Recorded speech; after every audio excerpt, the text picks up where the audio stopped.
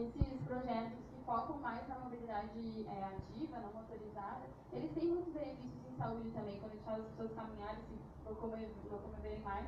Então, eles podem ser grandes aliados até para defender esse tipo de projeto, porque às vezes se tem alguma até repercussão, sei lá, negativa da mídia por causa das obras, ou estão tirando o estacionamento, ter aliados para que defendam esse conceito também. É muito importante ter o apoio político, né? Porque sem o apoio político, sabe que, enfim, às vezes as coisas ficam um pouco mais difíceis de sair do papel.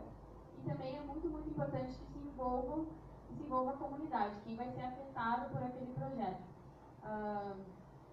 A gente desenvolveu com algumas cidades da rede as oficinas de participação social, para justamente entender o que era que a população demandava para aquela via e que o projeto respondesse também a essas demandas.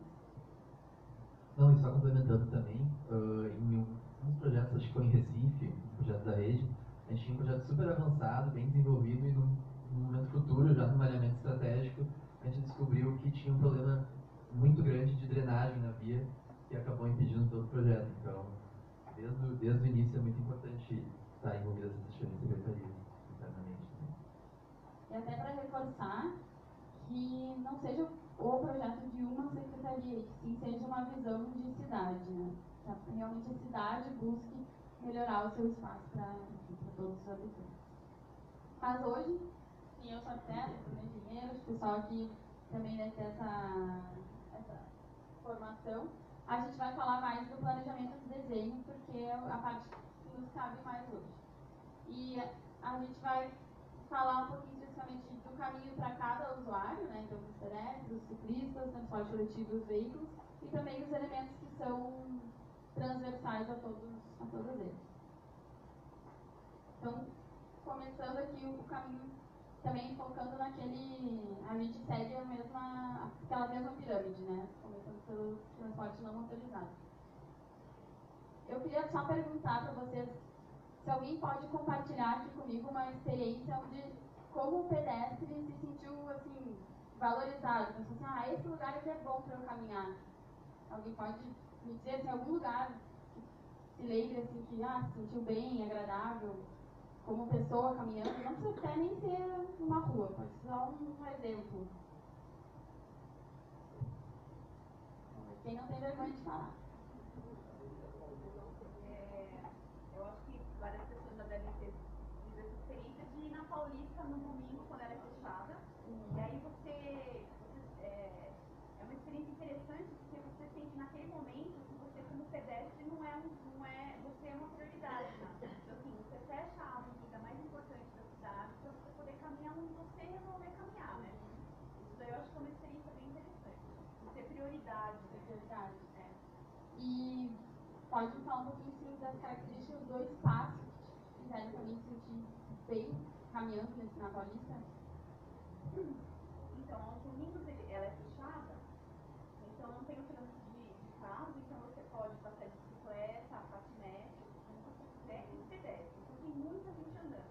E durante esse percurso, você tem pessoas vendendo artesanato, você tem bandas tocando. Então, assim, na verdade, você tem não só a questão do percurso, mas você tem um monte de atividades interessantes para fazer durante o percurso, então você consegue passar um tempo grande lá andando e desfrutando dessas atividades. Tá? A gente até assistiu uma apresentação do escritório Guel, um escritório bem famoso que faz projetos urbanos, e eles comentaram que para um espaço ser interessante para o pedestre, tem que ter um estímulo a cada 4 segundos no seu percurso, né? Então, quando está caminhando na Paulista, enfim, seja ela no dia que ela está fechada para os veículos, realmente é isso, né? Tem muitas coisas para ver, não é um percurso monótono, então é só voltando naquela imagem que eu tinha mostrado, que tem que ser interessante, mas também tem que ser confortável e tem que ser seguro. Quando a gente não tem, talvez, a presença dos carros, passa mais essa sensação de segurança, né, viária, mas também a segurança pública é muito importante, e o conforto. Quando eu penso na Paulista, eu penso que, mesmo no dia que ela não está fechada, é uma avenida que, enfim, as calçadas são largas, as calçadas são niveladas, enfim, são boas, Então, mas quando não é domingo, às vezes é ruim de caminhar na calçada que fica muito cheia.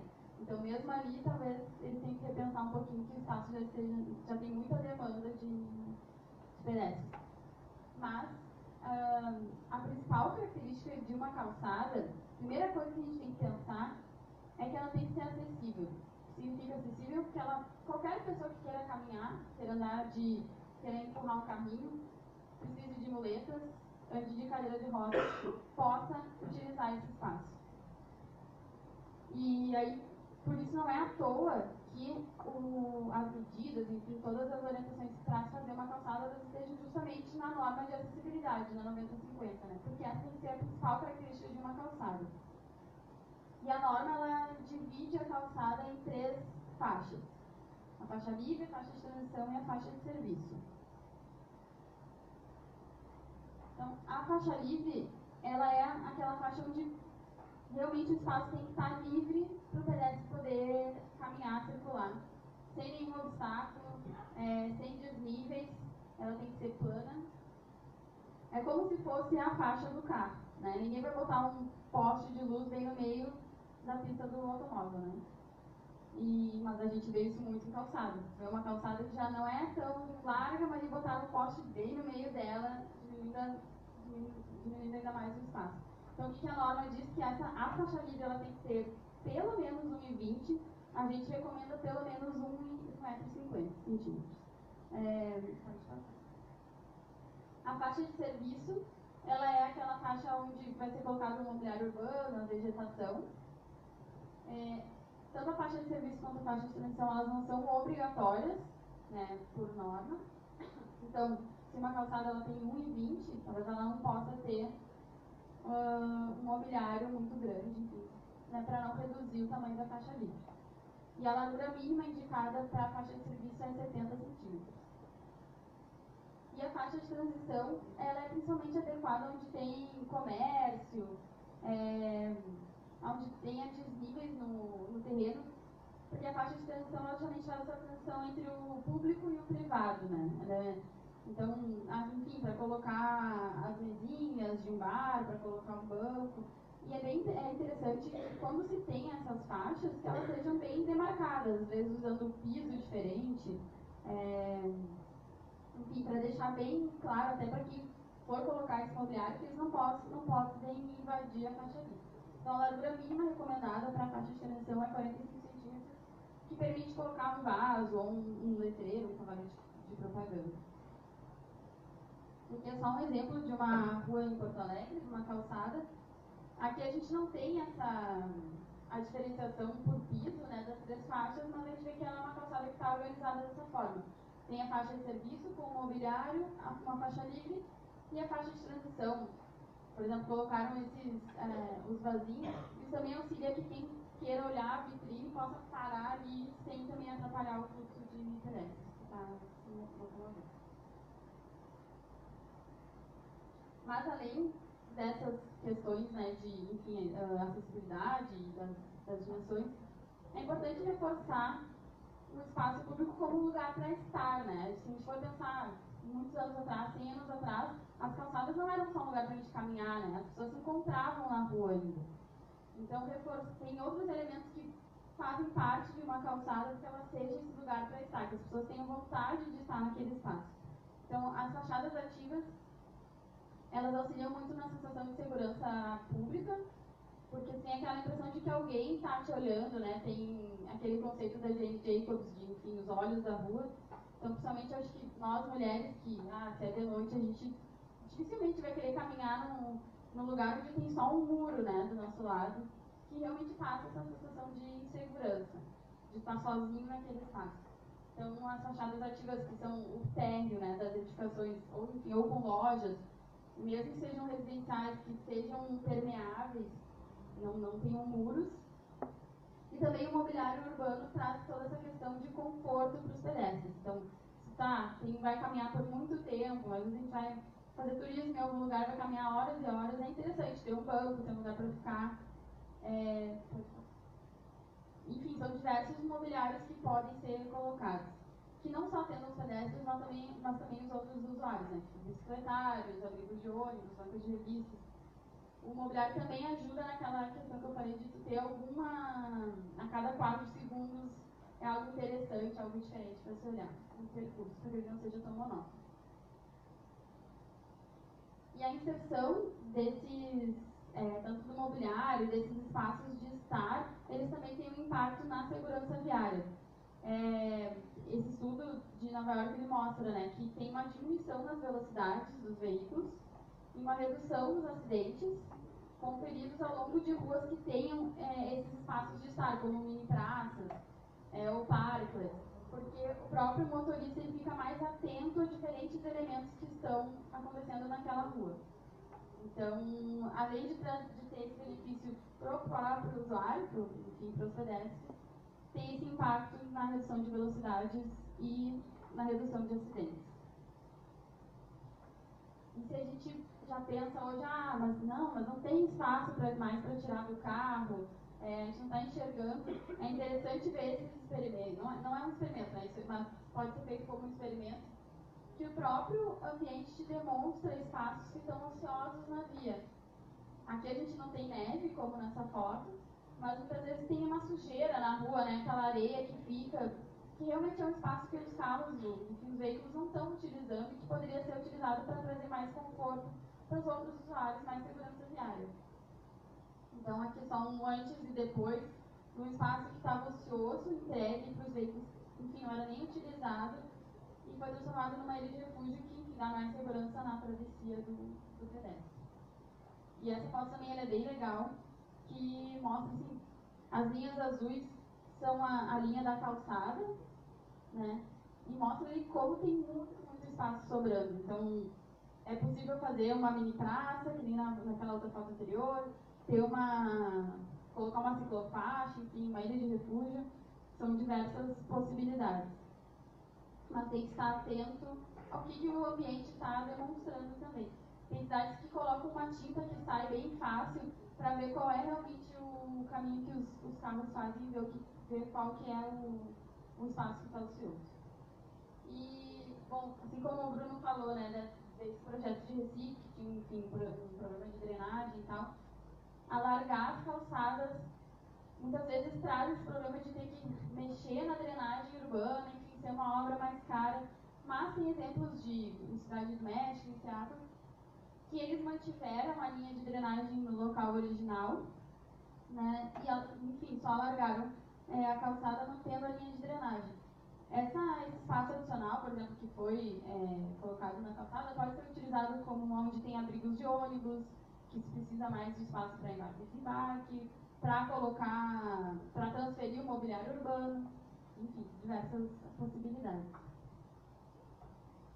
E aí, então, também falando da drenagem, os jardins de chuva, eles são também indicados. Aqui nessa foto a gente vê, esse jardim de chuva, ele foi adicionado, além de ele auxiliar na drenagem, de amortecer um pouco, né, quando tem períodos de chuva muito fortes, não vai a água direto para o sistema de drenagem, ela passa primeiro para a terra, então ela vai mais lentamente para o sistema de drenagem.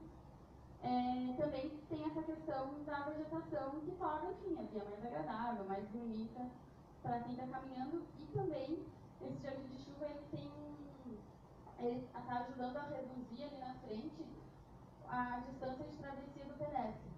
Então ele também está fazendo esse alargamento da calçada numa parte que é mais crítica, que é onde tem a travessia.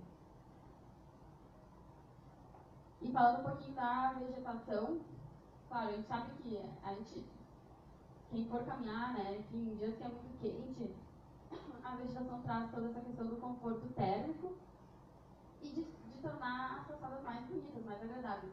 Essa imagem aqui é uma imagem de calor que mostra que na sombra das árvores ali estava 34 graus no asfalto, no solo, enquanto que onde não tem a sombra está 61 graus. Então, realmente, esse conforto térmico torna mais agradável, mais confortável para quem vai caminhar, além de ajudar, enfim, com a questão de ilhas de calor, né?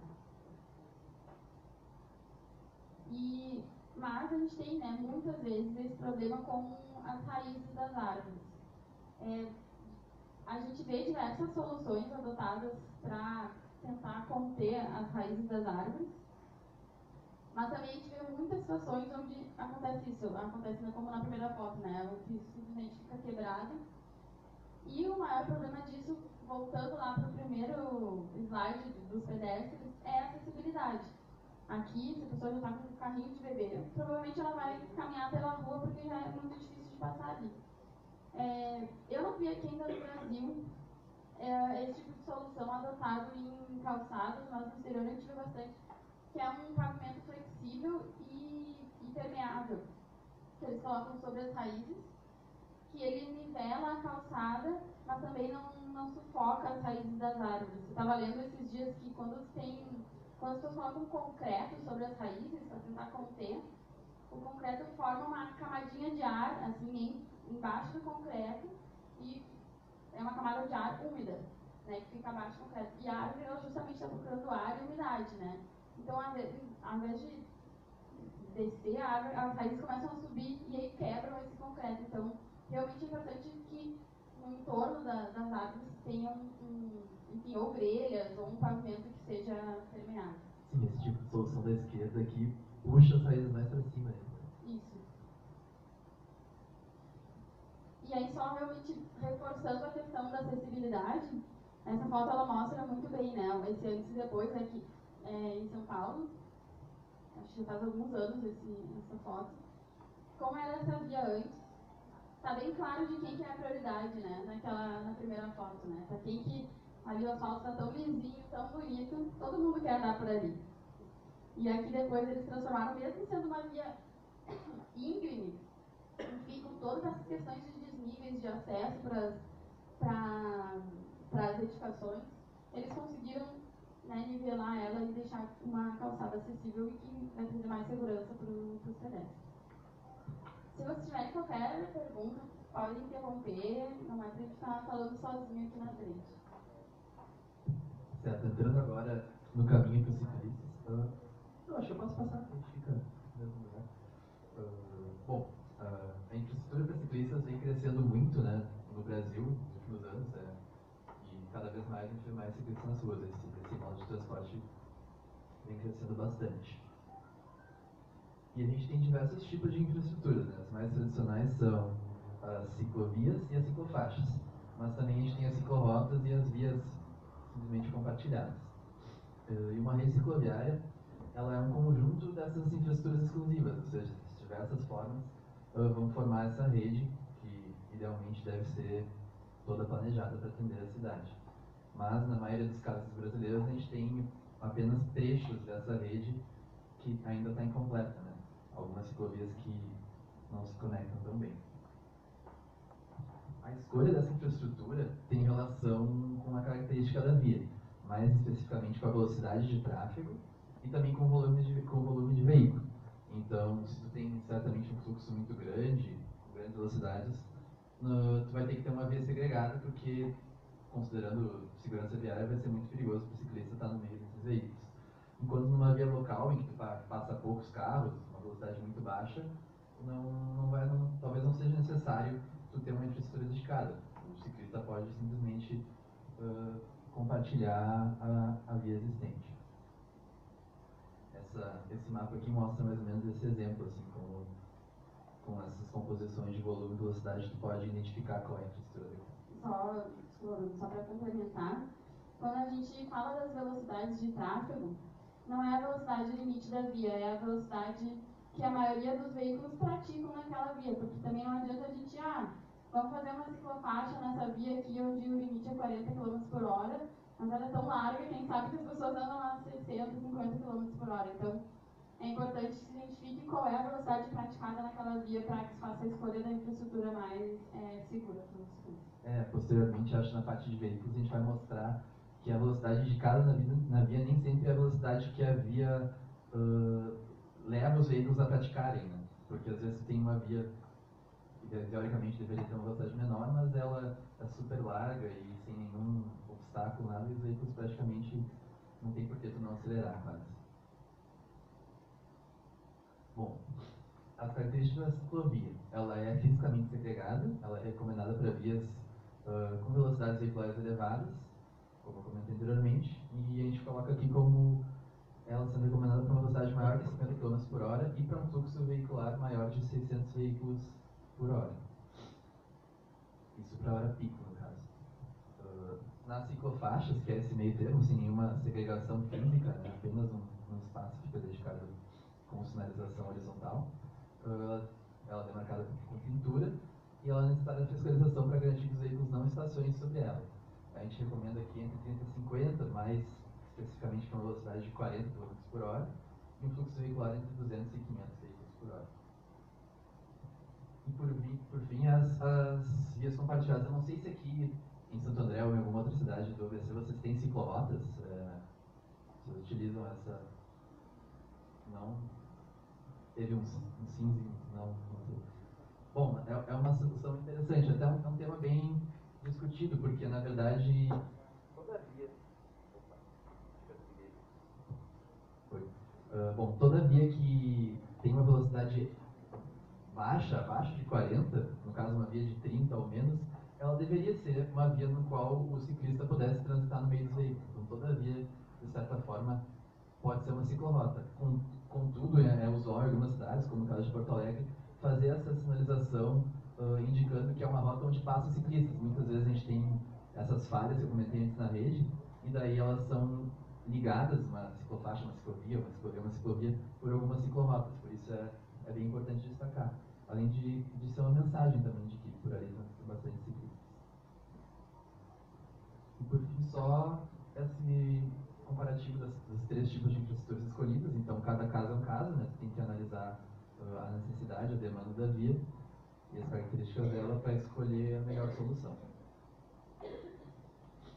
Agora, entrando um pouco nas características dessa infraestrutura, a infraestrutura unidirecional é que a gente recomenda na maioria dos casos, e essa largura das faixas unidirecionais seria o mínimo recomendado de 1,20, mínimo por norma no caso, mas a gente recomenda 1,50, porque é muito usual 1,20 ou às vezes até 1 metro, como a gente vê em alguns casos, o ciclista fica muito espremido, às vezes passa ônibus na pista e gera alguns conflitos e alguns casos de insegurança. Só complementando que essa largura de 1,50, ela é a largura que o ciclista pode se movimentar. Isso não é contando aquela segregação ali que tem que ter pelo menos 20 centímetros, né? Então, realmente é 1,50 dedicado de fato para o ciclista poder se movimentar. Também tem algumas configurações, às vezes, em que a gente tem a ciclovia ou uma ciclofaixa, depois uma área em que os veículos podem estacionar, e nesse caso é muito interessante ter uma segregação ainda maior, porque acontecem muitos acidentes de motorista estar abrindo a porta quando estaciona, até tem termo, eles chamam de dooring, né, que é algo que é bem comum, um acidente que deve ser evitado. Então essa segregação tem que ser sempre pensada, né, no espaço adequado. Bom, no caso bidirecional, é recomendado mais em vias com tráfego mais intenso, às vezes em canteiros centrais, e com vias que tenham poucas interseções, porque ela dificulta, por exemplo, o ciclista que quer converter, está vindo em um sentido que quer converter à esquerda, às vezes ele tem que cruzar a via, ele gera mais conflitos. E, bom, para essa estrutura bidirecional, o mínimo seria 2,50 e o máximo, o recomendado no nosso caso, seria esses 3 metros, além de, como eu disse, esse espaço extra de segregação, 1,50 m em cada sentido, no caso. Outro ponto importante é o caso do contrafluxo. Sempre que a gente tem bidirecional, é bom a gente cuidar para não ter os ciclistas trafegando no contrafluxo, né? No caso, se fosse invertida no sentido das faixas ou o sentido da via, geraria esse problema de segurança viária. Só também reforçando por que a gente recomenda sempre as ciclovias unidirecionais, porque para o próprio motorista que vai também que está trafegando naquela via e vai converter, ele vai estar, enfim, ele não está prestando muita atenção e tal, ele vai esperar que venham, dificilmente vai esperar que venha uma pessoa do outro sentido, né? Ainda mais o ciclista aqui, que a gente não é tão acostumado a compartilhar a via com eles. Então essa questão do contrafluxo, as unidirecionais elas facilitam tanto pro ciclista, mas também na questão de segurança viária para os motoristas. Sim, muitas vezes aquele caso como o motorista vai ingressar na via e daí ele está cuidando na direita quando que ele pode, né? Quando que vai dar um gap para ele ingressar. E nisso, quando dá esse gap, ele vai, só que daí está vindo um ciclista no contrafluxo e é uma grande causa de acidente. Né? Por isso que é recomendado em canteiros centrais, em casos bem específicos.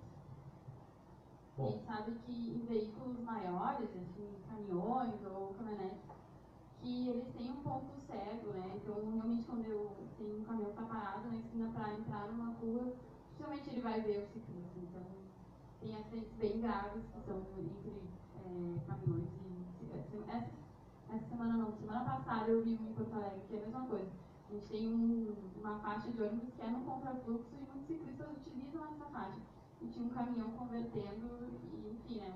Um ciclista e um caminhão, a diferença de massa é gigantesca. Então a severidade é bem grande nesse tipo de acidente. Bom, aqui é um exemplo indicado, indicando esses 80 centímetros de uma segregação de concreto numa pista que vai no canteiro central. Então, nesses casos de canteiro central, ainda, nesse caso só tem uma faixa, a outra é exclusiva de ônibus, estacionamento. Mas, geralmente, no caso de mais faixas, os veículos que estão em maiores velocidades, geralmente são os que estão mais próximos ao canteiro central. Então, essa segregação específica tem uma importância maior ainda. Outro ponto importante, que também volta à questão de mobiliário urbano, né, que já foi citado anteriormente, é tu pensar em paraciclos, especialmente perto desses pontos, perto de estações de ônibus, estações de trem, etc. E algumas características especiais dele, tem aqui algumas medidas. Depois a gente pode passar, inclusive, essa apresentação para quem quiser, essas referências, todas as medidas que a gente fala, vocês podem utilizar, né, não precisam. E, bom, 60 centímetros entre paraciclos, se eles estiverem nessa orientação, ou 1,20 quando naquele caso ele tem menos espaço, 60 centímetros no meio fio. Só apenas algumas diretrizes assim, do que eu acho. Pode fluir. Se vocês tiverem qualquer pergunta, por favor, não hesitem fazer.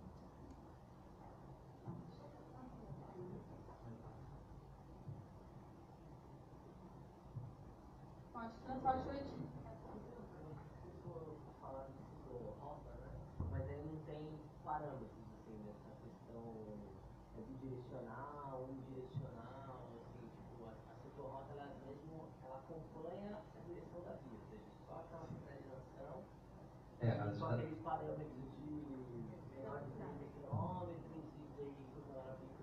As diretrizes de ciclorrotas, elas variam um pouco em algumas cidades, mas, pelo que eu saiba, são algumas premissas, assim, que a velocidade da via geralmente é reduzida para 30 km por hora, que a maioria das vezes são 40, eles reduzem para 30, e eles colocam essa sinalização horizontal, que tem aquela bola no chão, algumas setas, alguma sinalização vertical, umas placas indicando que ali passam ciclistas, que ali é uma via de velocidade reduzida, mas é basicamente isso, assim, não tem nenhuma outra característica. O ciclista vai trafegar no mesmo sentido.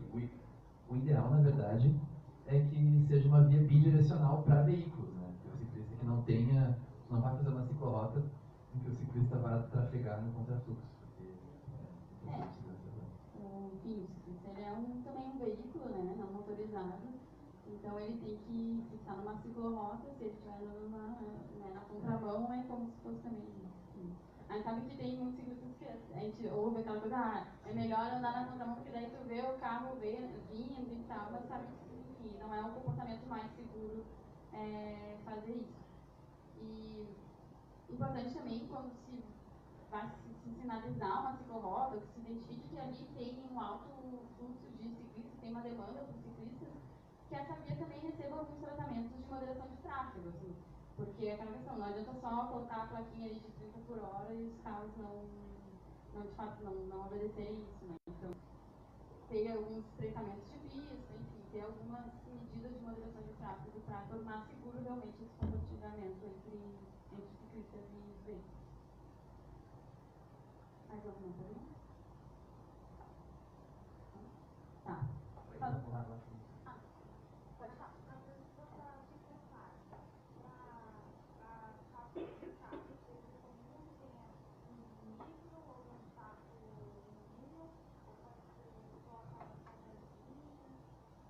Na ciclofaixa. Então, como o Bruno tinha falado, a ciclofaixa ela tem de segregação menor do que a ciclovia. Mas não significa, ela não pode ter os tachões, porque ajuda a demarcar melhor. Se ela tiver um desnível, ela já começa a ser caracterizada como uma ciclovia mesmo, né? É muito importante que quando se instale uma ciclofaixa, que no período inicial realmente tenha uma fiscalização para que os veículos não trafeguem sobre ela. Ontem mesmo a gente, no caminho do aeroporto para cá, a gente passou por uma... Não, foi em Porto Alegre. Quando a gente estava indo para o aeroporto, a gente tem uma ciclofaixa que instalaram lá em Porto Alegre, super estreita, enfim, numa via A, não, eles não seguiram as melhores recomendações. E eu vi os carros trafegando mesmo, não estavam nem estacionados, estavam realmente andando sobre essa ciclofaixa. Então, ela está, aquela infraestrutura está ali, está supostamente dizendo para o ciclista, é seguro andar por aqui, mas na verdade não é, né? Então, realmente, quando se instala uma ciclofaixa de início, é muito importante a fiscalização para que ela seja respeitada. E eu recomendaria pelo menos ter os tachões, que não seja só a pintura. A gente vê muito mais ciclofaixas instaladas porque é a forma mais barata de prover uma infraestrutura dedicada para os ciclistas, né? A ciclovia ela já tem esse nível de segregação maior, ela pode estar num outro, em desnível, né, com o resto da rua, mas é importante mesmo que tenha essa fiscalização. Idealmente seriam os tachões e às vezes se utiliza também balizadores nas interseções para demarcar essa ciclofaixa. Um outro ponto importante é que muitas vezes acontece de colocarem ciclofaixas na calçada. E isso remete ao que a gente comentou anteriormente, né? Que muitas vezes eles colocam a ciclofaixa, só no caso indicado, isso numa calçada que tem uma grande área de faixa livre. É, assim, que isso não vai, de fato, atrapalhar os pedestres, os usuários. Né? Então, é um ponto bem importante. Uma dúvida, você colocou ali o convênio em relação às ciclofaixas, ciclovias e tudo mais, então a segregação ou não. E tem um número de veículos por hora para definir realmente como seria a melhor forma. Isso é uma norma ou é só recomendação?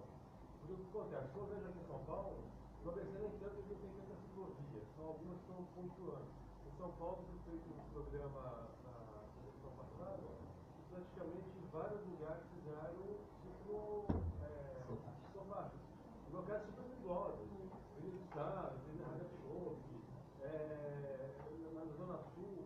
E eu vejo um perigo muito grande, porque você não está segregando o ciclista do veículo e acontece muitos acidentes normalmente fatais. E outra, as ruas também não tem uma manutenção periódica. A gente vê muita sujeira, muito buraco. Então, há uma norma ou há só recomendação? Esse caso do gráfico que foi mostrado, ele é uma recomendação de boas práticas mesmo, né? A gente tem um material que a gente desenvolveu com o Ministério da Secretaria de Mobilidade faz um tempo, que é os critérios técnicos para projetos de mobilidade urbana, que ali a gente tem esse gráfico. Enfim, ele é um material do governo federal, mas ele não é uma regulamentação, ele não é de fato uma obrigação. Então tem caráter de recomendação. Uma recomendação. Mas realmente, né, o ideal seria que se seguisse de fato essas recomendações para fazer a escolha da infraestrutura mais segura.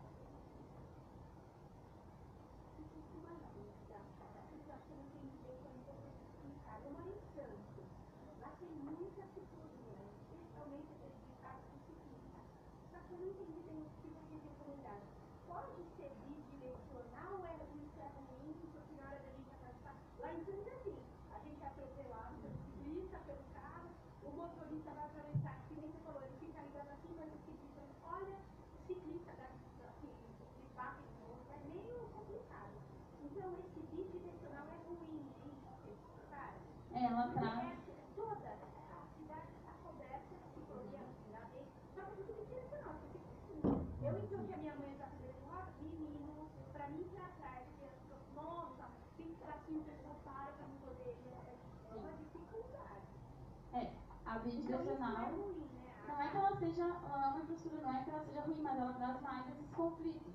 Né? A unidirecional, ela tem menos conflitos, porque justamente tem que olhar só para um lado, enfim, né, porque quando tem os acessos, ela é mais previsível qual é a movimentação do ciclista. E justamente nesses lugares onde é super demandado, o ideal seria colocar uma unidirecional, se a via é de 2 fluxos, de 2 sentidos, colocar um em cada lado da via, e não fazer a bidirecional. Então, preferivelmente, se implemente em infraestruturas unidirecionais.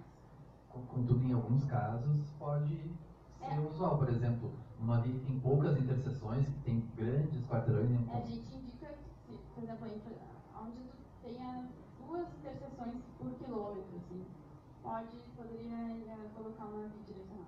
E muitas vezes em canteiros centrais existentes, né? Tem vias que tem canteiros centrais muito largos, e daí cabe tu colocar uma bidirecional ali no centro, que daí não gera esses conflitos.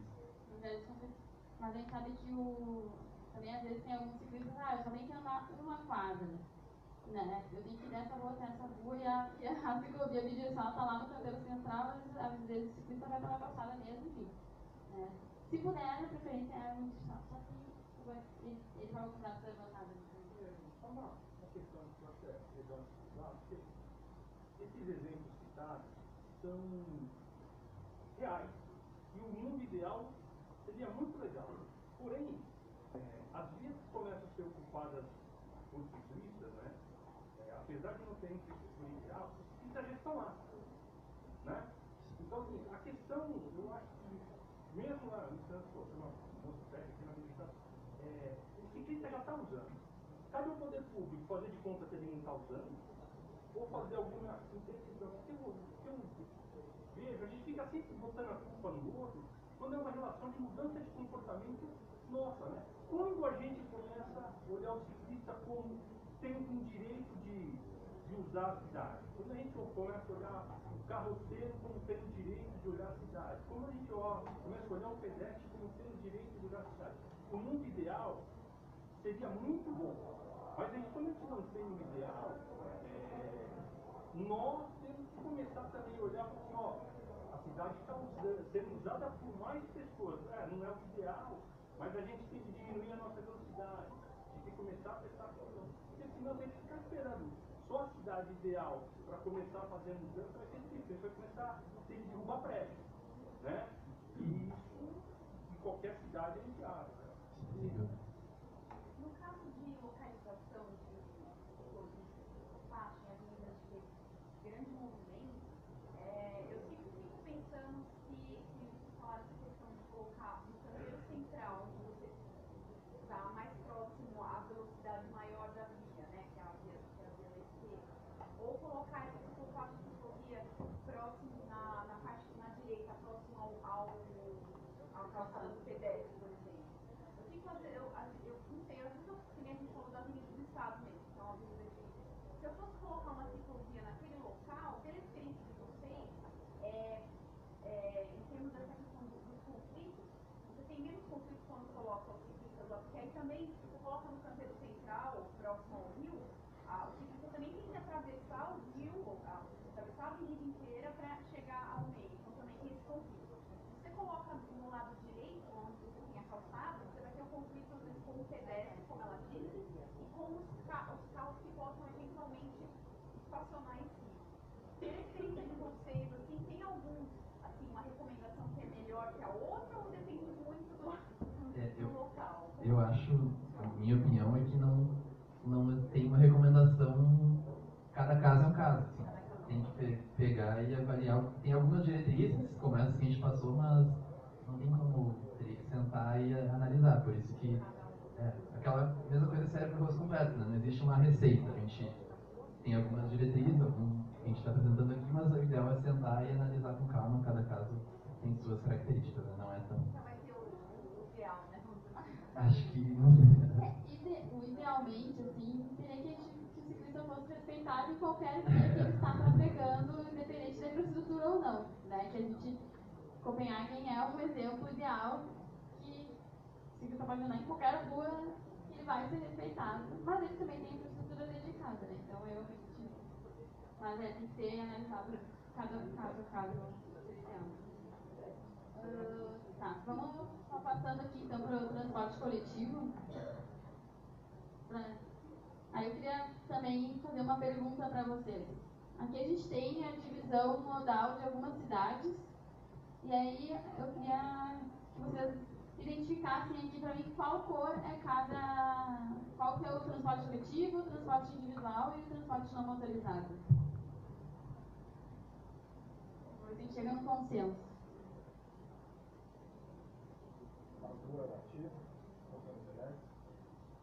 O que aqui considerando é ativo é pedestre e ciclista, coletivo em ônibus e o individual são os carros. A gente tem um chute, vamos lá, tem mais.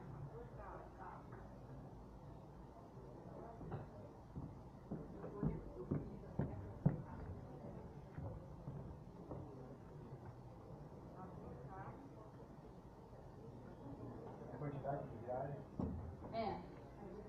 Amarelo que eu dei, que o azul é o coletivo, viagem ou pessoa? Viagem. E o rosa é o coletivo. O azul é o coletivo, o rosa é o carro, e o amarelo é o pedestre. Chegamos no consenso? Não. Quem mais? Quem você acha que é o azul? Pedestre, carro, coletivo. Acho que a gente não vai chegar no consenso. Vou dar a resposta então, vamos lá. Então, o azul é o coletivo, o amarelo é o não motorizado e os veículos são o rosa. É que é de 2011, né? Então, a gente não tem esses dados atualizados, provavelmente teve já alguma modificação. Mas, o que eu quero mostrar aqui é que o Brasil se move muito mais por transporte coletivo ainda. Então, se a gente for pensar nas nossas vias onde tem, principalmente o ônibus que está ali no meio do tráfego misto, ele teria, se nós fôssemos justos, né, se a via fosse distribuída democraticamente, como eu tinha mostrado lá no início, naquele primeiro slide, a gente teria ali entre 40% e 50% da via dedicada ao transporte coletivo. Mas a gente sabe que não é isso que acontece. E quando a gente pensa para inverter um pouquinho a lógica, né? O que a gente precisa mover nas nossas vias, né? Elas são veículos ou são pessoas que a gente move? O sistema de mobilidade tem que realmente, né, permitir a movimentação, os deslocamentos. São pessoas no fim de tudo, né? Então, realmente o foco tem que ser nas pessoas. E aí aqui, só pra gente, quando você estava falando, né, no mundo ideal, mas a gente tem mais ciclistas utilizando as vias e tal, e o espaço, a gente não vai poder derrubar prédios para ter mais espaço para os veículos. Né? Então, só veja aqui quais são os modos mais eficientes de mover pessoas. Né? Enfim, é tudo sobre mover pessoas. Essa comparação aqui seria uma via de 3,5 metros de largura na sua capacidade total. Então, se moveria 2.000 pessoas com carros, se moveria 9.000 pessoas com ônibus normal, 14.000 pessoas com ciclistas, 19.000 pessoas a pé e por aí vai. 20.000 pessoas no sistema de BRT e nos sistemas de mais capacidade, né? Então, um veículo sobre trilhos, leve sobre trilhos, um BRT com 2 faixas dedicadas, um metrô, enfim, os trens. Então, quando a gente pensa no transporte coletivo, ele realmente precisa de prioridade porque é o sistema que mais está movendo pessoas no nosso país. E aí tem algumas formas de dar a prioridade para esses sistemas. Tem as faixas dedicadas, acredito que, enfim, muitas cidades tenham isso, às vezes elas operam só em horas picos, né, para tirar o ônibus ali no meio daquele engarrafamento e dar mais fluidez. Assim como as infraestruturas de bicicleta, né, são diferentes níveis de segregação também aqui. Então, a faixa dedicada, a gente vê lá que até tem um carro no fim daquela imagem, onde, enfim, ela permite, né, que os veículos possam entrar também nessa faixa, às vezes táxi é permitido. Tem as faixas segregadas, né, onde realmente é um corredor de ônibus, mas ainda são paradas normais e tal. O ônibus que trafega nas faixas segregadas, ele pode também trafegar em tráfego misto.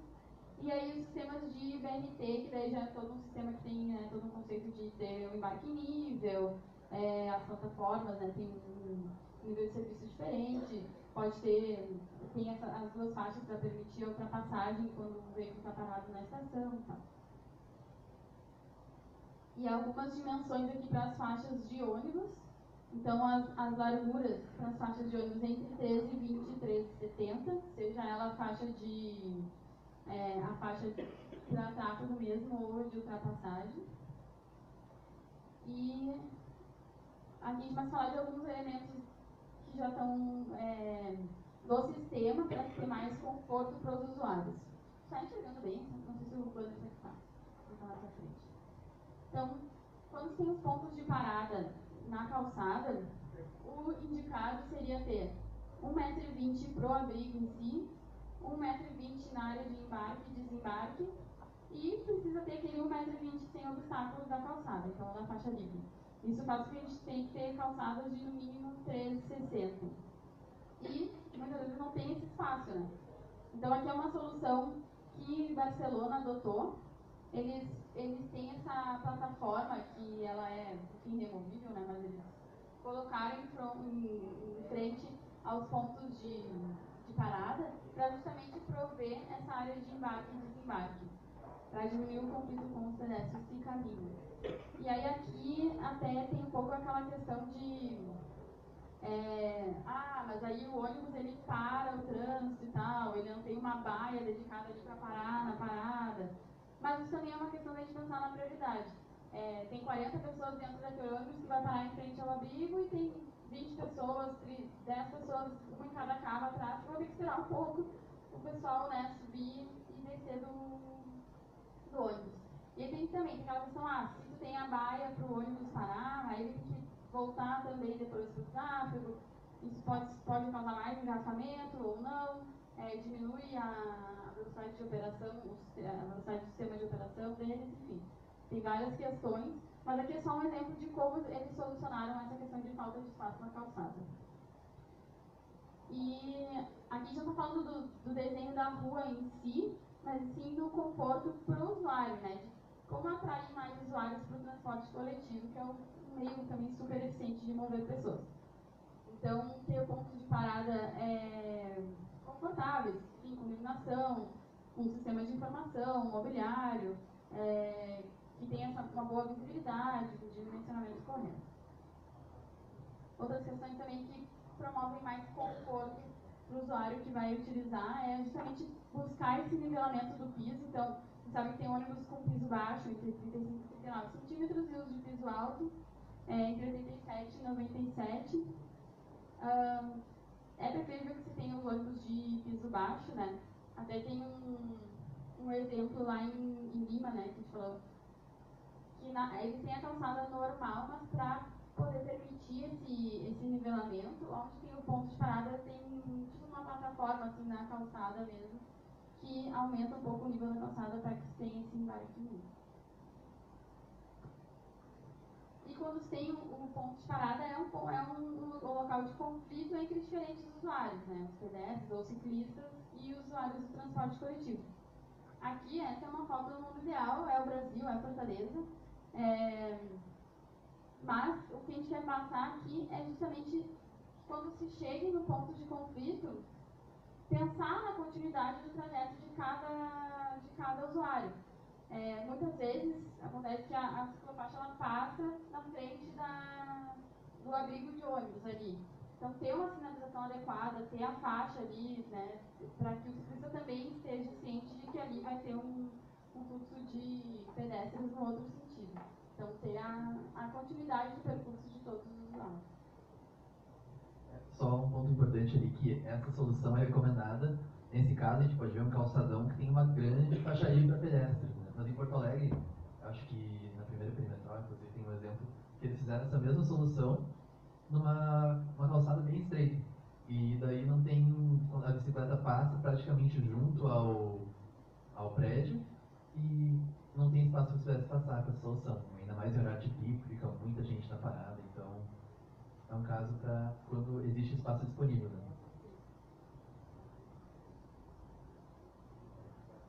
E aqui também, porque a gente vai justamente trabalhar numa via onde tem um acesso a uma estação, né, a Avenida da Paz,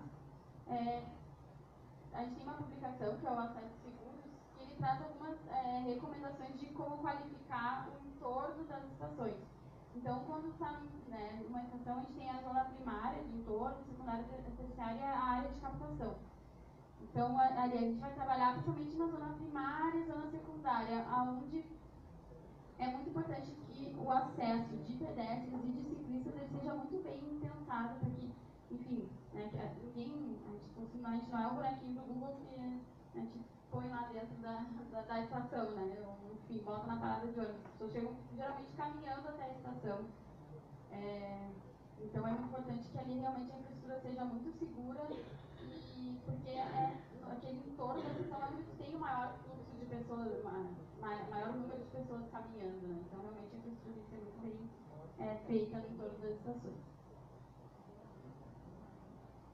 Só para complementar na publicação, que ela traz esses princípios para um acesso seguro até as estações de transporte coletivo. Então, a prioridade para os pedestres e ciclistas, essa integração eficiente com outros modos de transporte, pensar nessas questões de segurança pública também no entorno desses espaços, gestão de estacionamento e qualificar como um espaço público.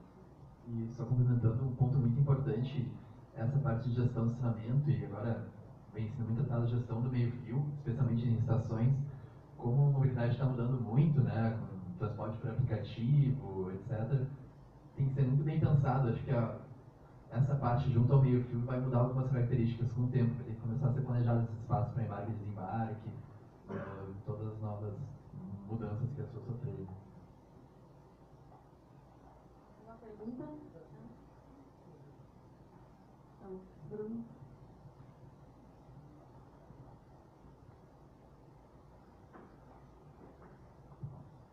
Certo. Falando um pouco agora sobre a parte dos veículos, começando sobre a largura de faixas, que é algo muito importante. A gente vê que é muito comum faixas serem mais largas do que deviam, e aqui a gente tem alguma recomendação. No caso de tráfego misto, a gente recomenda entre 2,70 e 13,50. E nas faixas de estacionamento, esse 2,70 e 13,50 ele varia com algumas características. Por exemplo, tu avaliar se passa ou não o transporte coletivo na via, etc. Até um ponto bem interessante, algumas cidades elas calculam essas larguras mínimas e também as medidas nas conversões de acordo com os caminhões de lixo que passam na cidade, que são uma boa medida de distância entre eixos, assim, para saber quais são as larguras mínimas em cada rua. A largura da faixa de estacionamento pode ser um pouco menor. A nossa recomendação é entre 2,20 e 2,70. Agora, essa questão a gente já comentou anteriormente, né? Que é a velocidade estipulada, a velocidade limite da via, e a velocidade que a via induz. Essas duas vias são vias com... Esse aqui é um caso, se não me engano, no Brasil, e esse aqui parece ser na Holanda, não, Reino não sei. Agora, fiquei em dúvida, mas tudo bem. As duas são vias com limite de velocidade a 30. E claramente, essa via da esquerda praticamente te induz, tu nem nota se tu não está prestando atenção, quando tu vê tu vai estar a 50, 60 por hora.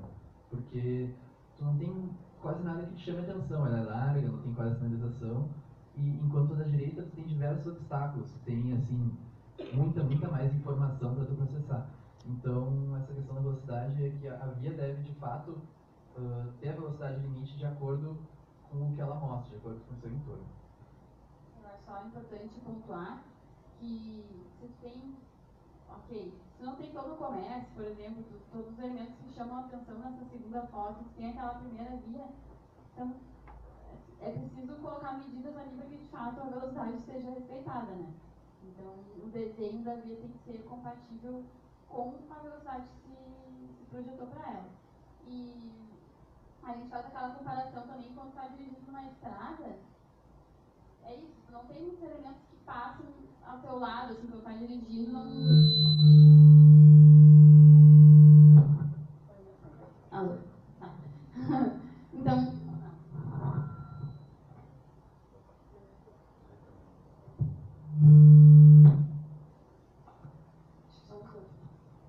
Bom, mas só complementando, quando a gente está dirigindo numa... Acho que está muito alto. Quando a gente está dirigindo numa estrada... Quando a gente está dirigindo numa estrada... Vocês estão me ouvindo? visualizar, Então, a gente está continuar sem microfone. dentro de uma estrada, a gente não tem, a estrada ela é livre, assim, né? Ela não, enfim, tem a grama, ou não tem muitos elementos na lateral. Então tu não passa por muitos elementos, como o Bruno comentou.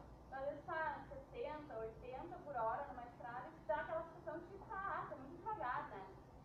E é a mesma coisa na cidade.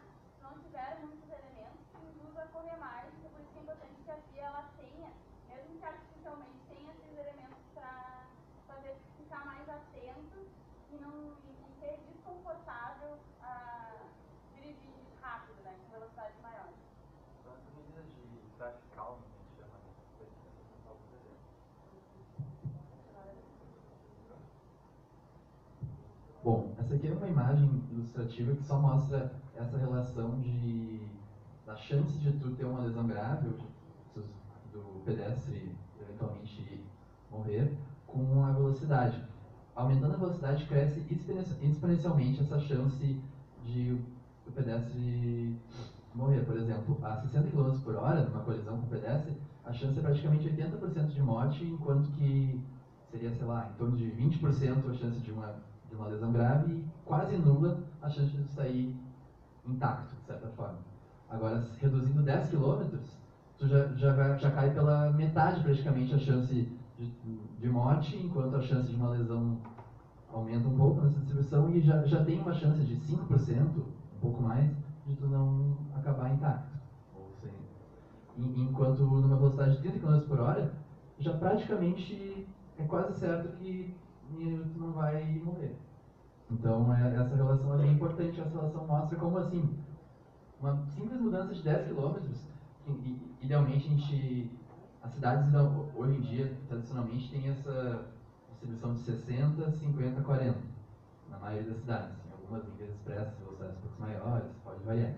Mas por isso que a gente indica muito, a gente tem outra publicação que fala sobre o conceito de sistemas seguros, reduzir essa velocidade de 60, 50, 40 para 50, 40, 30. As vias locais serem 30, coletoras serem eventualmente 40 e arteriais 50. Então, só essa mudança, claro que junto com medidas de infraestrutura que colaborem para essa mudança de velocidade, já pode reduzir o número de mortes nas cidades muito. Então, quer complementar? Só daí pensando em locais onde tem muito fluxo de pedestres ou em torno de escolas, como é importante ter velocidades reduzidas, porque nesses locais a gente tem mais chance de ocorrer esse conflito e atropelamentos, né? Então, é importante de fato que se tenham velocidades reduzidas,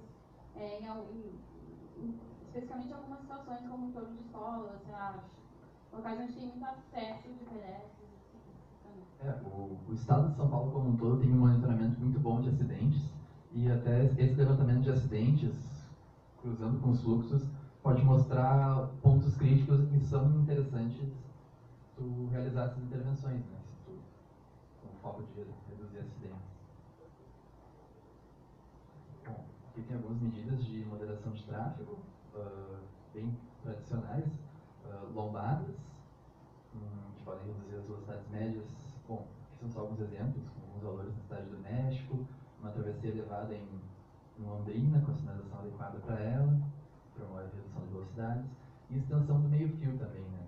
Isso, além de induzir que os veículos reduzam, também faz uma distância menor de travessia para o pedestre, por isso que é tão importante juntar meio-fio para ter mais espaço. Só complementando ali, que, enfim, essas medidas, elas, de fato, são estudos que comprovaram, né, como essas medidas reduzem a velocidade, mas, quando a gente fala na travessia elevada, ela também é uma medida que promove a acessibilidade, né, porque além de reduzir, enfim, em 10% a velocidade dos veículos, deixa muito claro para o veículo que ele que vai passar no nível do pedestre, né? Então, ele está, tipo, entrando na zona que não é a dele ali, e também, enfim, a calçada sendo nivelada com a faixa de travessia fica muito mais fácil para quem tem alguma dificuldade de locomoção.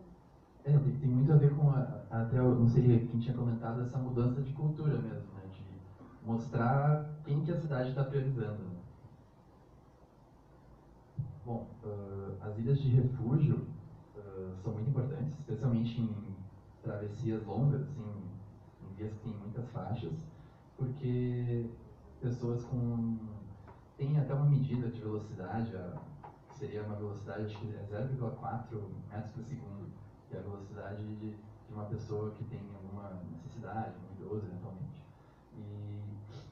E seria impossível ele atravessar, ou necessitaria de um tempo muito grande de verde para o pedestre para ele conseguir atravessar toda a via de uma vez. Daí o que acontece é que às vezes, quando não existe uma ilha de refúgio, o pedestre fica lá no meio e daí abre o sinal e os veículos ficam trafegando e gera aquele conflito. Portanto, uma ilha de refúgio segura é algo muito importante. Só também uma outra recomendação de segurança viária. Então, tá, quando a gente tem essas vias de dois sentidos, muitas faixas é interessante ter, até porque facilita até para o próprio pedestre, né? Atravessei um lado, agora tenho que olhar para o outro lado.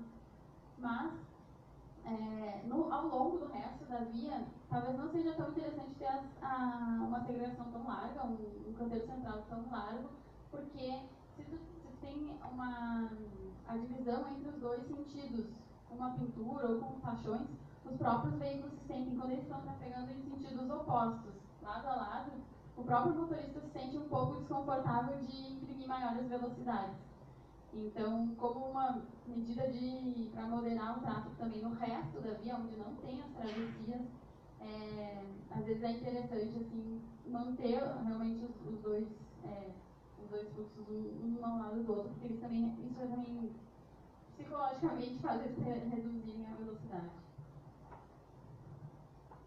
Um ponto importante que nesses projetos, às vezes, tu pode elaborar um projeto ótimo que resolva todos os conflitos em termos de segurança e tal, mas sempre tem os detalhes que tu tem que cuidar, como é o caso de logística, de carga e descarga. Eventualmente, muitas das complexas que a gente vem trabalhando são em vias com muito comércio, e isso é um problema constante. Não adianta tu remover uma vaga de estacionamento que depois ela vai precisar ser utilizada para carga e descarga, e daí acontece que o caminhão tem que parar numa ciclofaixa nova que é instalada, etc. Mas, para esses casos, é importante tu ter uma sinalização específica, tu definir horários, por exemplo, fora de hora de pico, cedo da manhã, horários em que talvez o estacionamento vá ser permitido e em outro horário não vai ser. Todo esse ponto, essas soluções são importantes. E também existem alternativas. Claro que começa a fugir um pouco da nossa realidade, mas a gente tem uma cidade na Holanda, por exemplo, que todo o abastecimento da região central é feito com aquelas, eles chamam de cargo bikes, só com bicicletas. Então eles têm alguns terminais em que os caminhões deixam a mercadoria no entorno e toda a parte central é feita com essas com bicicletas. Por isso, assim, claro, é uma solução um pouco distante da nossa realidade, mas pouco a pouco novas soluções podem ser pensadas, né? Não precisa que um caminhão, um veículo de grande porte acesse a rua mais local do centro histórico da cidade, pontos assim.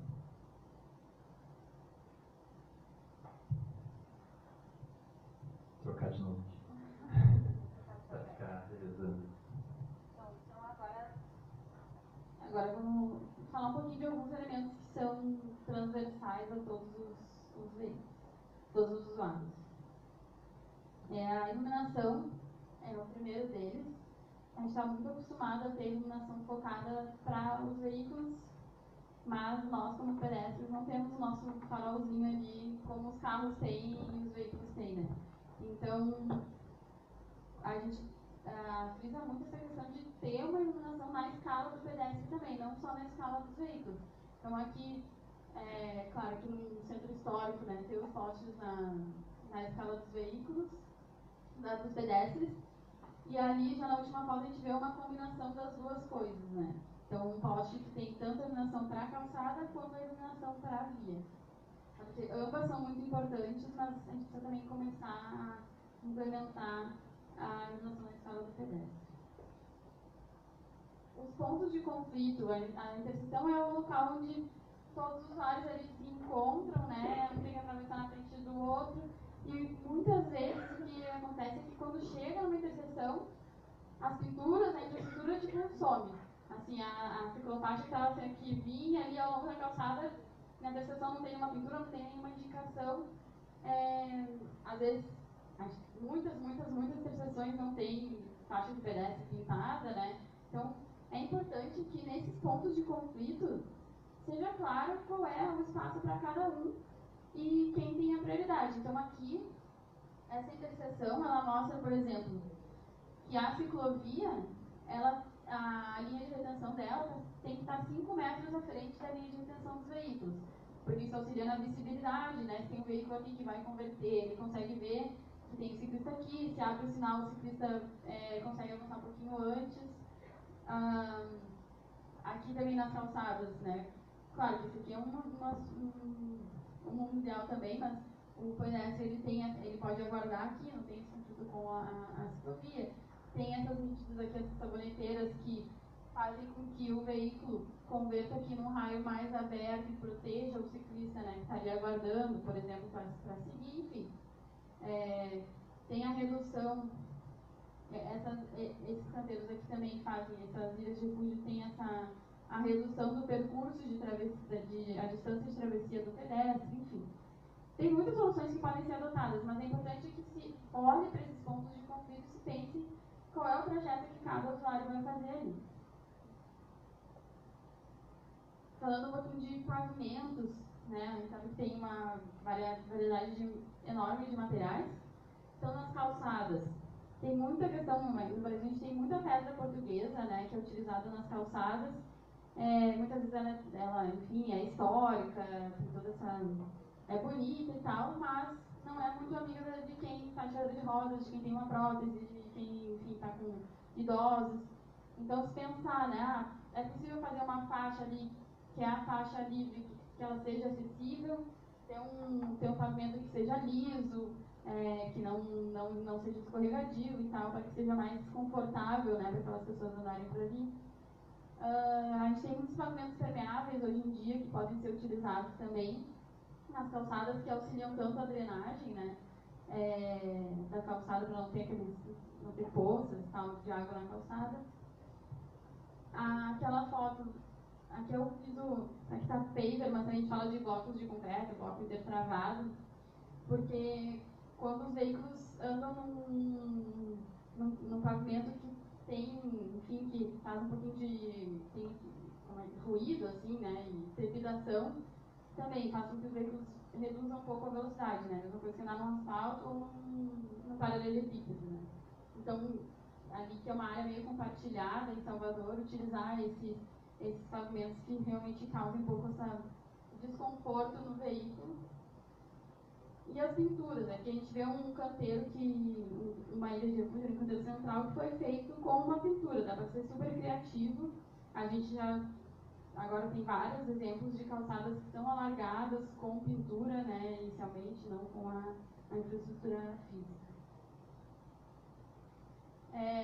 Novamente, né, focando na questão de integração entre os modos, então prever, enfim, os estacionamentos de paraciclos próximo à estação de transporte coletivo, prever realmente que aconteça essa integração, pensando aqui naquela conexão que é de última milha, né, então a pessoa sai da sua casa e vai até uma estação, enfim, seja a pé ou seja de bicicleta, para depois pegar o transporte coletivo. E essa integração, ela não precisa ser só física, né? Então, além da integração física, tem a integração tarifária e informacional. A gente não vai focar muito nessas duas aqui. Só para complementar, o caso que a gente está falando de ruas completas é mais conectado claramente com a integração, falando em integração multimodal física, né? Por exemplo, paraciclos, estações, mas também um pouco da informacional, por exemplo, porque quando tu para numa estação de ônibus próximo da estação de metrô, está bem sinalizado que o metrô está próximo, por exemplo. Então, todos esses pontos, ter sinalização para os usuários se darem conta de que eles podem transitar entre um modal e outro. Enquanto a outra, a tarifária, é o que já existe, por exemplo, em São Paulo com um bilhete único, por exemplo. Em muitas cidades não é o caso. Porto Alegre até hoje não temos, simplesmente. Então, voltando na questão da informação, né, a gente está muito acostumado a ver as placas de sinalização para veículos, né, sendo para lá, enfim. Mas é importante também que se tenha a sinalização específica para os pedestres, tem um caso que é interessante de comentar, que no metrô em Londres eles estavam com problema de superlotação no metrô em horários de pico, e eram assim pessoas que faziam viagens entre estações que estavam distantes 200 metros, 300 metros, distâncias pequenas entre as estações, mas as pessoas não sabiam que elas poderiam caminhar entre essas estações. Então o que eles fizeram foi colocar na entrada, na saída da estação, um mapa da área, dizendo, você pode caminhar daqui até ali, e isso auxiliou eles a reduzir, acho que foi 20% a viagem nessa hora pico, que eles estavam com problema de superlotação. São semelhantes a esses raios de caminhada que tem no Rio de Janeiro também, em que tu mostra, você está aqui, e daí tem um raio assim, raio de 5 minutos. Daí ele vê que 5 minutos nessa direção ele vai chegar no destino dele. Também, né, nos pontos de parada, enfim, estações de transporte coletivo, ter a informação para os passageiros, também tem informação para ciclistas. O bicicletário na saída da estação é aqui, você pode olhar sua bicicleta, enfim. Pensar em todos os usuários também nessa questão da informação. Enfim, já chegando no fim dessa parte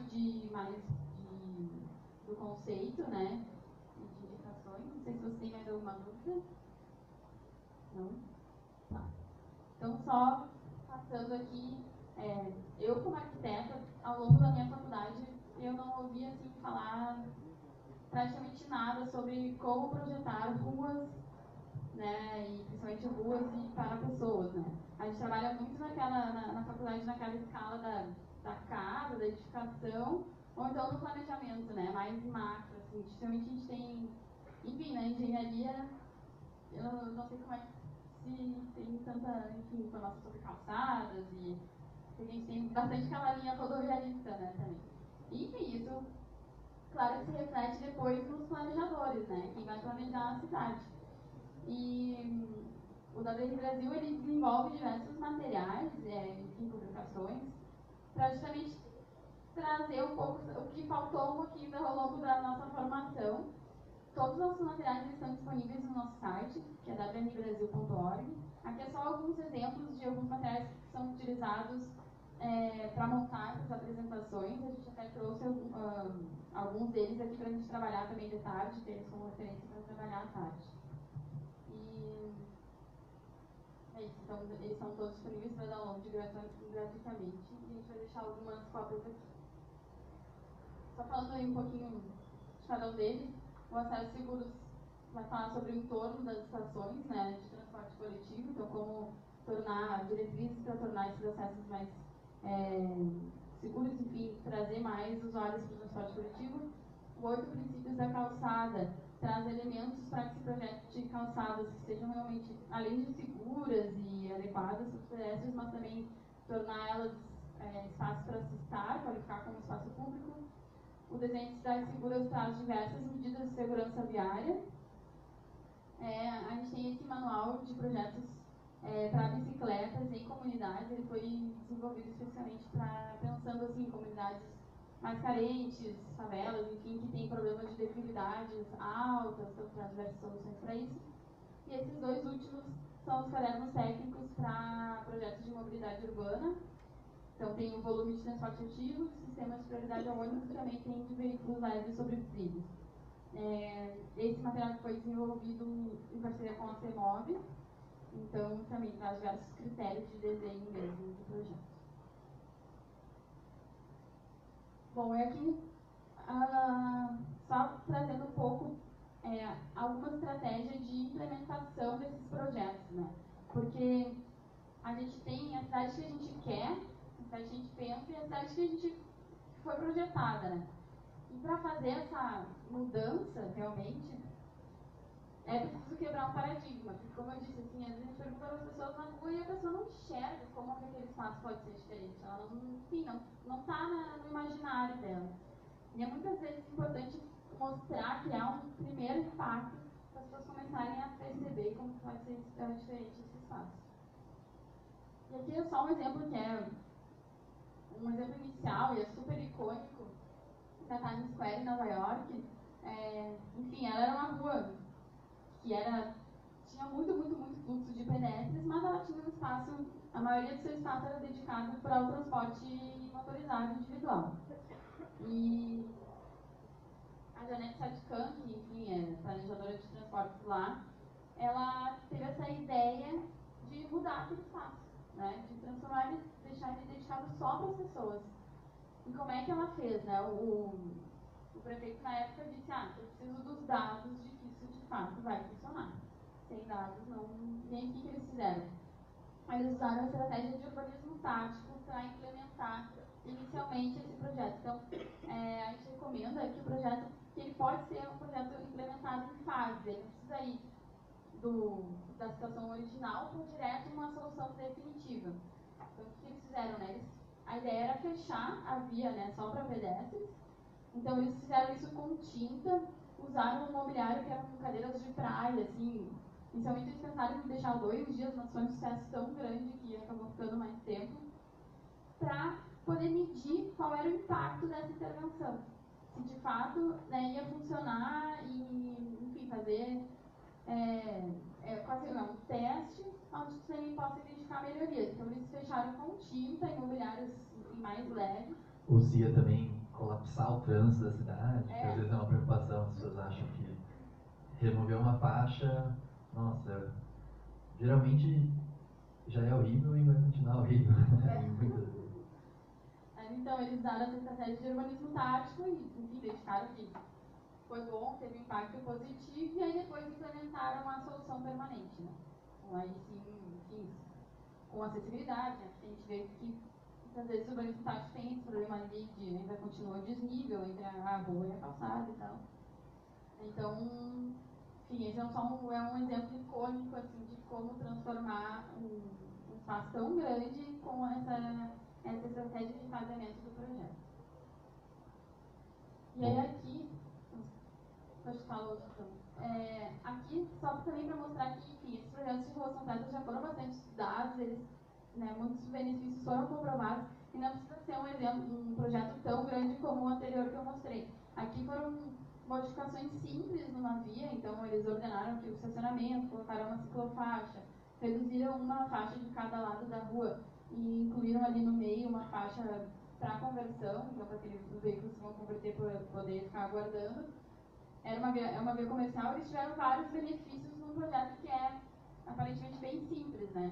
Então, reduziram em 40% os acidentes de trânsito, reduziram em 12% as viagens motorizadas, aumentaram 23% as viagens a pé, em 30% as viagens em bicicleta, abriram 77 novos estabelecimentos nessa via, que, né, consequentemente, 560 novos postos de trabalho gerados e 80% de valorização dos imóveis no entorno dessa rua. Bom, e esse ponto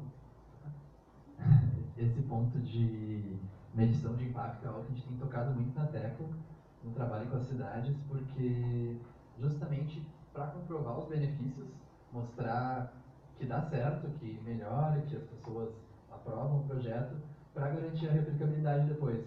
Então, a gente sempre insiste muito nesse fato de coletar alguns dados, e não precisa também ser uma infinidade de dados. Às vezes tu define os teus objetivos principais com o projeto e coleta dados relacionados a esse objetivo. Então, se é segurança viária, o principal problema, coleta dados de acidentes. Se é algo relacionado ao comércio, coleta entrevistas comerciantes e vê o número de vendas. Então, não precisa ser algo muito, muito complicado. Aqui é um exemplo de Nova York também, de um pequeno trecho de via que foi totalmente pedestrianizado e eles mediram ao longo de quartas, de bimestres, né, o número de vendas.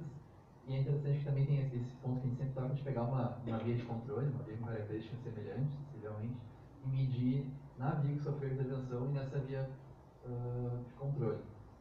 Então aqui a gente consegue ver em rosa a via de controle, em azul as vendas de todo o bairro, que eles também tinham esse dado, e em verde as vendas na intervenção. E a gente vê vários desses picos. E daí depois eles analisando viram que esses picos eram no verão, porque o inverno em Nova York é muito rígido, né?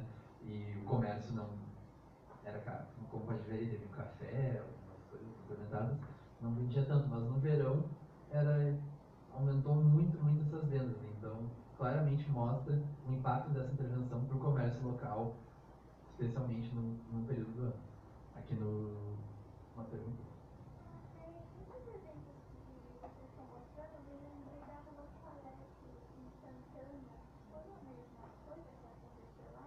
A intervenção do cruzamento de Santana, sim. A intervenção de Santana, ela faz parte também de um outro projeto, que é a iniciativa Bloomberg de segurança viária. Então, é uma intervenção bem focada também em segurança, mais segurança viária, mas enfim, boas completas e segurança viária são totalmente relacionadas, né? Mas eu não sei se lá eles mediram assim, mais os impactos de acidentes e tal, né? Não, recentemente saiu um diagnóstico de Santana bem detalhado, feito, agora eu acho que feito Cidade Ativa e pelo ITDP, Então, né, intervenções desse tipo, assim, foi uma intervenção com urbanismo tático, com pintura, né, lá também.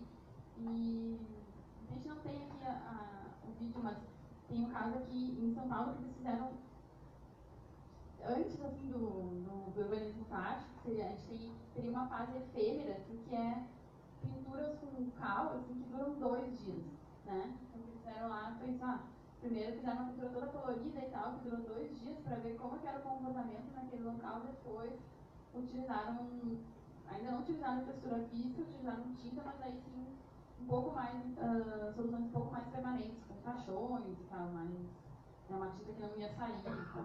Esse conceito de urbanismo tático, que a gente fala bastante também, tem essa característica que é muito boa, característica de teste que a gente fala.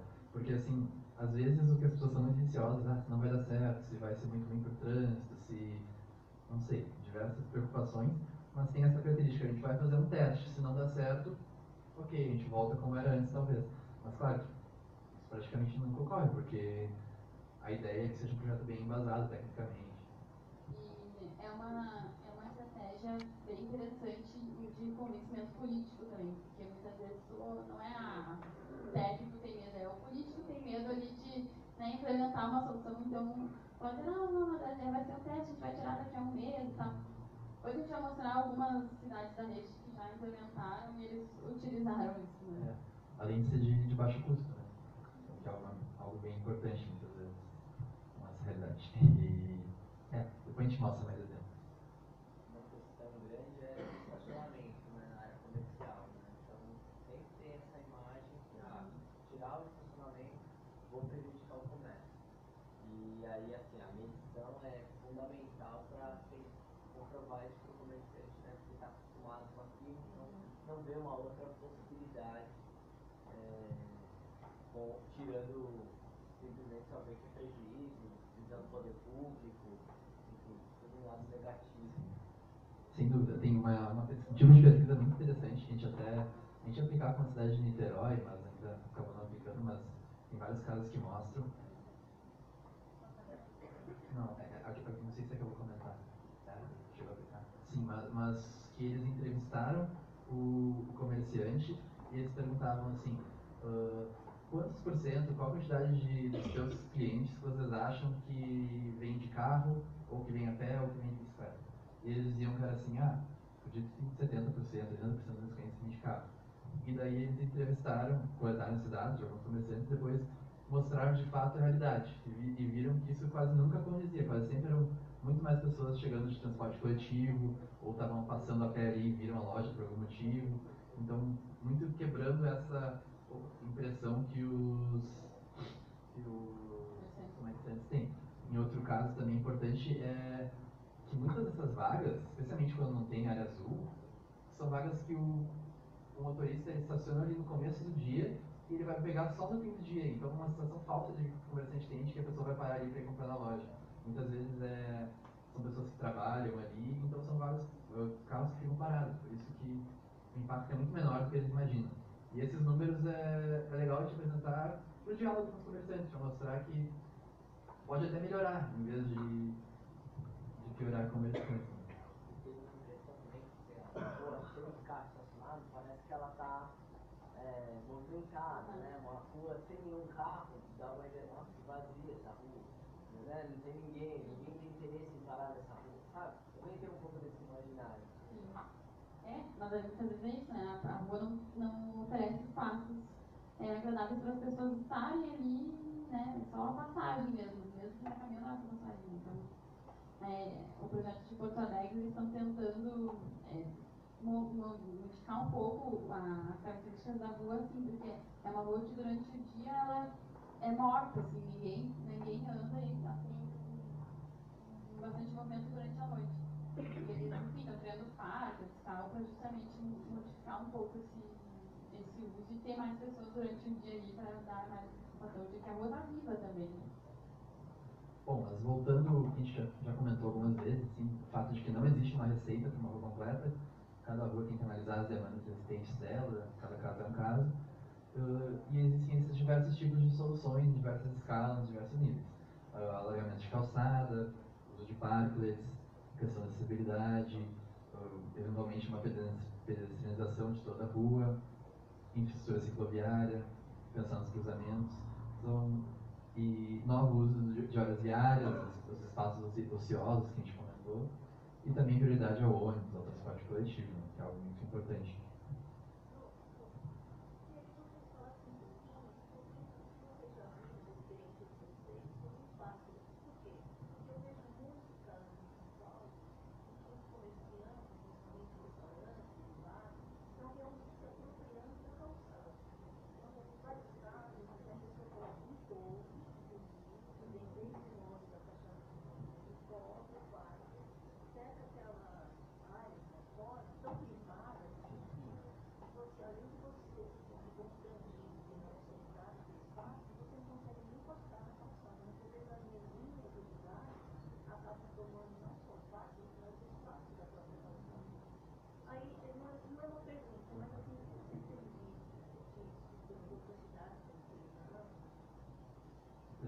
A minha percepção, eu já vi também casos como o que tu citou, mas tem bons exemplos e maus exemplos. Eu acho que em muitas cidades a regulamentação de parques exige que tenha uma placa bem sinalizada dizendo que é um espaço público. As pessoas podem de fato ficar ali. E como a gente comentou antes, a característica é muito importante que seja garantida a faixa livre. Não existe uma norma para isso. Agora, existem casos que de fato, até por ter sido algo executado pelo comércio, né, muitas vezes isso pode acontecer, mas acredito que deveria existir uma fiscalização para isso. Eu não conheço muito sobre se existe uma fiscalização existente sendo aplicada. Não sei se...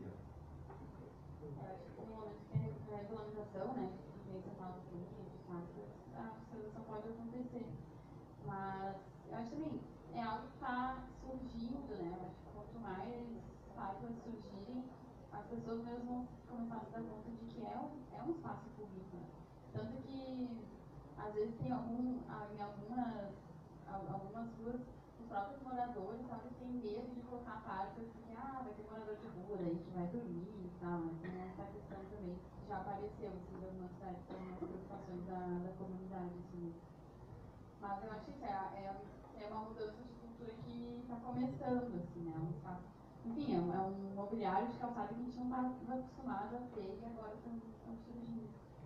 Mas eu acho que a fiscalização também é importante, né? Porque quando tem regulamentação, realmente tem isso, né? A questão de ter a placa de espaço público, mas também tem então, talvez prever isso na própria regulamentação, algo a se adicionar, né? Tipo, talvez não possa ter essa cobertura, né?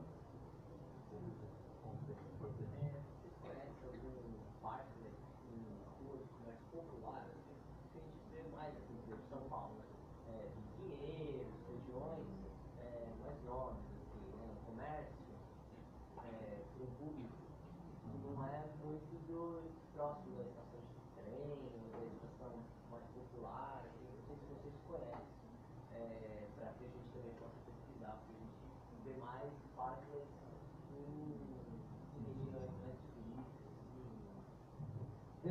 até porque é um investimento do comerciante, né? Mas a gente poderia tentar buscar exemplos para... Eu me lembro, eu não lembro assim, de, sei lá, parques bravas, assim, de cabeça não me vem nenhum, assim. Esse do projeto de Porto Alegre vai ser interessante, porque é uma rua que durante a noite, eles ainda não instalaram, né? Mas durante a noite tem gente de, enfim, todas as faixas sociais, assim. A gente ainda não tem experiência de como vai ser o uso lá. Mas eles são prestes a instalar o mobiliário lá. Então, acho que nos próximos meses a gente vai ter uma ideia melhor.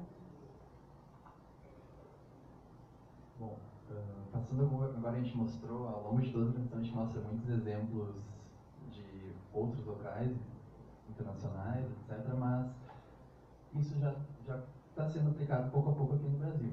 Esse é um exemplo que não faz parte da rede Fusos Completos, é um projeto que o WRI participou na época do BRT em Belo Horizonte, e mostrou a via foi totalmente redesenhada. Né? Hoje em dia só existe acesso local e dos ônibus de BRT, tem essa área, grande área dos pedestres no meio, tem ciclofaixas dos dois lados, ciclovias, né, com a segregação, a calçada foi alargada, então é um exemplo bem... Eu acho que esse exemplo ali, enfim, eles fizeram essa transformação do centro de Belo Horizonte na época da Copa, e quando eles implantaram, então, de fato, o sistema de BRT. E, com certeza, lá também teve, né, medo dos comerciantes, enfim, de como é que seria essa transformação na rua, vai tirar os carros, só vai ter acesso local, né? Mas se a gente olha hoje essas fotos, eu vou perguntar assim, quem aqui preferiria estar na situação anterior dessa via? Né? Acho que a qualificação realmente é muito grande, né? Uma transformação que qualifica muito o espaço urbano. Então... E é muito importante essa questão que a gente comentou antes do caráter, da vocação da rua, né? Olhando aqui em cima, a gente vê quantos ônibus, assim, 4, 5 ônibus daquele lado, então claramente existia uma vocação para tu ter uma área dedicada ao transporte coletivo, né? Por isso que tu tem que analisar bem, olhando, observando a rua, ver quase que ela te pede para algum tipo de intervenção, às vezes, assim, para ser realizada. Bom, e agora, faz recentemente, pouco mais de 2 anos, que a gente, 2 anos e meio, que a Rede Nacional para a Unidade de Baixo Carbono foi lançada, com o programa Ruas Completas, e hoje em dia a gente já tem alguns casos apresentados, né? Trazendo alguns exemplos nacionais, para não ficar também essa coisa que a gente fala, do mundo ideal, de que não pode ser aplicado aqui. E a gente também tem esses exemplos em diversas escalas, algumas em urbanismo tático, intervenções mais simples, outras já uma intervenção definitiva, numa escala maior, diferentes tamanhos de vias. Bom, aqui foi a primeira implementada, foi lá em 2017, que também é uma saída de uma estação da CPTM, que a gente comentou anteriormente, a Joel, que era uma via que claramente pedia por um maior espaço para os pedestres. Foi feita essa intervenção simples com tinta e balizadores. E agora, depois de 2 anos, até recentemente eu passei lá, já está um pouco degradado, que é esse caráter assim de... É uma intervenção temporária, né? Essa intervenção com tinta não é para ficar lá para sempre. É para... A não ser que tenha uma manutenção constante, e seja muito bem feita essa manutenção. Mas, pelas conversas que a gente já sabe que está planejado já a intervenção definitiva e a calçada vai ser estendida. Esperamos que no começo de 2020 agora.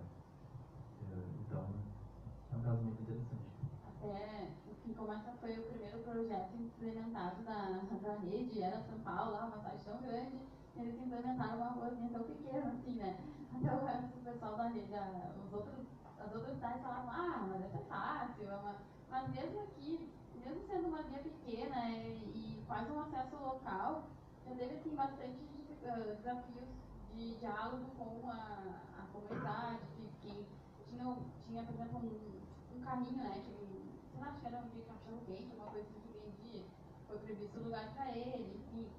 Tem um vídeo que é bem engraçado de uma moradora dessa rua, que ela dizia, agora como é que eu vou fazer? O meu marido precisa pegar um táxi, não sei o que, porque ele não pode andar, e fala, como que eu vou fazer essas faixas dele? Enfim, ela estava muito indignada, mas a gente teve uma conversa com ela, tipo, na frente da casa dela foi permitido um elástico de embarque, claro. Não colocaram os balizadores.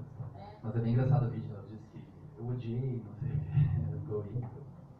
Mas aí é interessante que esse projeto ele teve essa medição antes e depois da percepção dos pedestres que passavam por ali, e foi 6 meses depois a medição depois. Sim, acho que foi. Tá vendo?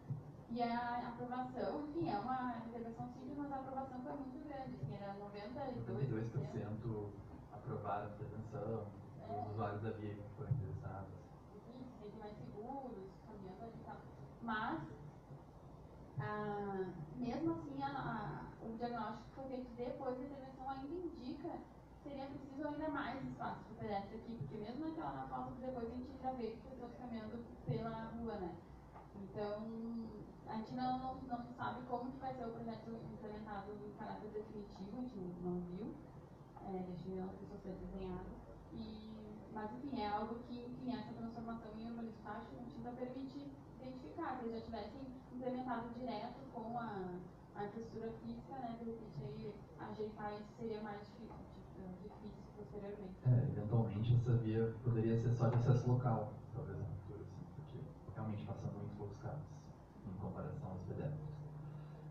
Bom, essa aqui é uma intervenção também do urbanismo tático que aconteceu em Juiz de Fora. É bem interessante que havia lá, eles tinham muito essa questão dos camelôs, dos dois lados, até em cima, e a proposta, até havia um interesse dos comerciantes, teve até um conflito entre os camelôs e os comerciantes, era colocar todos os camelôs centralizados na via. Já não passava carros, mas ela ainda tinha essa configuração, tá meio... Ela também passava pouquíssimos carros. É mais táxi. E o objetivo da prefeitura, então, é fazer um calçadão mesmo aí, pedestrianizar essa via. E daí a ideia, a proposta foi mudar esses camelôs, regularizaram eles e tal, colocaram todos bem no centro da via, deixando mais espaço para as fachadas das lojas, etc.